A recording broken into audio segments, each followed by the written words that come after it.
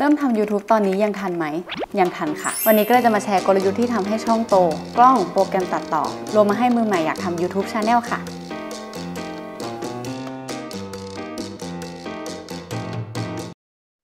ฮัลโหลสวัสดีค่ะทุกคนขอต้อนรับกลับเข้าสู่ Channel Peanut Butter นะคะวันนี้เราจะมาคุยกันหลายเรื่องเลยเกี่ยวกับมือใหม่อยากทำ YouTube Channel นะคะคลิปนี้ก็จะพูดถึง mindset ในการทำคลิปอุปกรณ์การถ่ายทำสไตล์คลิปแต่ละคลิปแล้วก็โปรแกรมตัดต่อและการทำปกค่ะเรารวมมาให้มือใหม่ทุกคนแล้วมาเริ่มที่ mindset ของการทำช่องกันค่ะ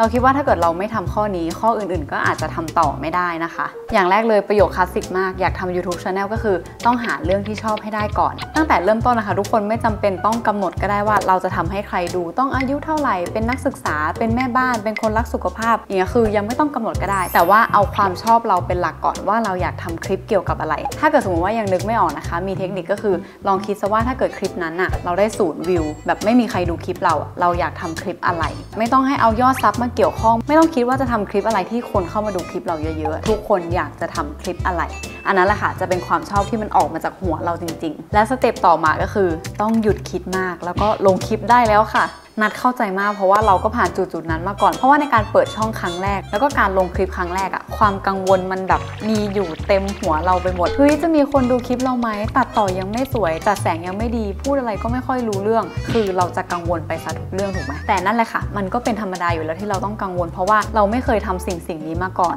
เพราะฉะนั้นอยากจะให้ทุกคนหยุดกังวลแล้วก็ลงคลิปไปเถอะค่ะมันไม่เป็นไรคลิปจะไม่สวยยังไม่เป็นไรตัดต่อยังไม่ดีไม่เป็นไรเพราะว่าเดี๋ยวเราลงต่อไปเรื่อยๆคลิปเราก็จะพัฒนาขึ้นเรื่อยๆเหมือนกันเราคิดว่าในการสร้างช่วงแรกๆที่ดีที่สุดนะก็คือการลงคลิปให้บ่อยยิ่งเราลงคลิปบ่อยเท่าไหร่เราจะได้ยิ่งพัฒนาคลิปตัวเองมากขึ้นเท่านั้นนะคะเพราะว่าอย่างคลิปแรกเนี่ยมันอาจจะมีข้อผิดพลาดอะไรต่างๆเยอะแยะเต็มไปหมดเลยที่เรายังทำไม่ได้แต่ว่าในคลิปต่อๆไปที่เราลงเนี่ยเราจะเริ่มติ๊กถูกในข้ออื่นๆได้มากขึ้นคือแน่นอนว่าในการทำ YouTube มันมีหลายสกิลที่ต้องรวมอยู่เยอะมากอย่างเช่นสกิลการพูดการสื่อสารการโน้มน้าวใจการสรุปความการตกแต่งหน้าปกการตัดต่อการหาเพลงการจัดแสงการจัดพ็อป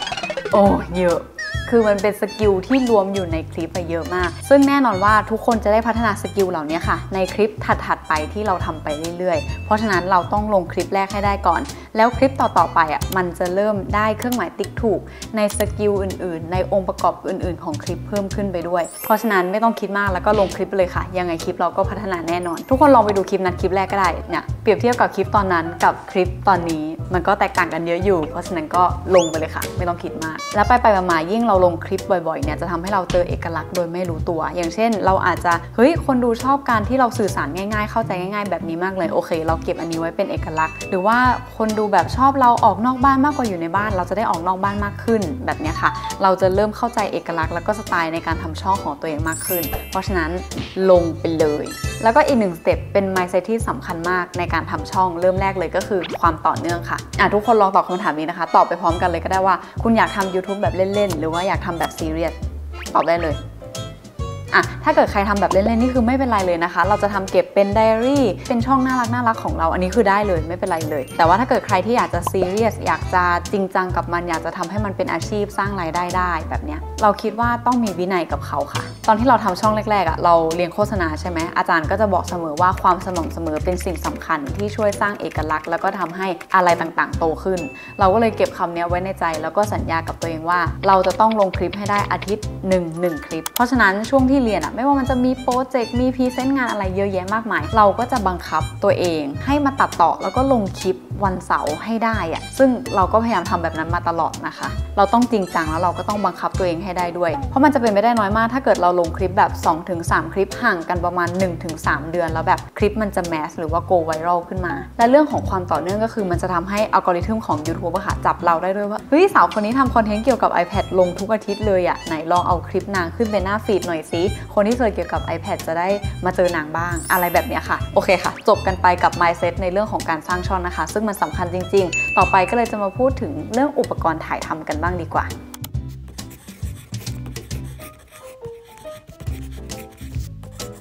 สำหรับมือใหม่ที่จะทำช่องเนี่ยเราคิดว่าไม่จำเป็นที่จะต้องใช้กล้องราคาแพงหรือว่าไปซื้ออะไรใหม่เลยด้วยซ้ำเพราะว่าโทรศัพท์ของเราสมาร์ทโฟนของเราก็สามารถเป็นกล้องถ่ายทำได้แล้วค่ะและไฟสตูดิโอที่สวยที่สุดและฟรีก็คือแสงอาทิตย์ค่ะทุกคนแค่ทุกคนมีโทรศัพท์แล้วก็ลองหาถ่ายตอนกลางวันนะคะเท่านี้ก็ได้คลิปออกมาแล้วหรือว่าถ้าเกิดใครอยากลองเป็นกล้องจริงๆอยากจริงจังมากขึ้นอะไรเงี้ยนั่นก็จะแนะนำเป็นตัวนี้นะคะพวกตระกูล Sony ZV-1 หรือว่า ZV-1F เพราะว่าเป็นกล้องตัวเล็กแค่นิดเดียวเองแล้วก็ราคาน่ารักมากเดี๋ยวนัทจะแปะคลิปที่นัทใช้กล้องจิ๋ววันนี้ถ่ายนะคะเพราะว่าคุณภาพวิดีโออะไรเขาดีมากเลยไปลองดูกันได้อย่างถ้าเกิดเป็นคลิปนี้ที่ทุกคนดูอยู่นะคะนัทใช้กล้อง Sony ZV-E10 แล้วก็เป็นเลนส์ของ Sony เหมือนกันเป็น f1.4 GM นะคะแล้วก็แสงไม่ได้ใช้ไฟสตูเลยใช้แดดธรรมชาติลงมาเต็มเลยค่ะแล้วก็มีไฟข้างหลังนิดหน่อยแค่นี้เองส่วนขาตั้งกล้องจากที่นัดใช้มาหลายๆแบรนด์แล้วก็จากหลายๆทรงนะคะจะไปเจออันนึงที่รู้สึกว่าดีมากเลยแล้วก็อยากแนะนำให้มือใหม่นะคะก็คือเป็นอันนี้มันเป็นขาตั้งแบบขาเดี่ยวขึ้นมา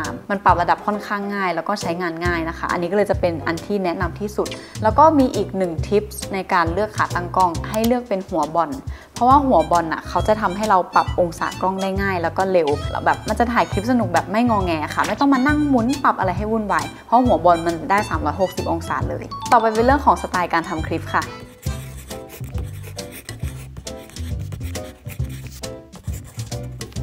คือหลายคนอาจจะรู้สึกว่าตัวเองเขินกล้องรู้สึกว่าแบบไม่รู้จะคุยกับกล้องยังไงดีรู้สึกว่ามันเขิน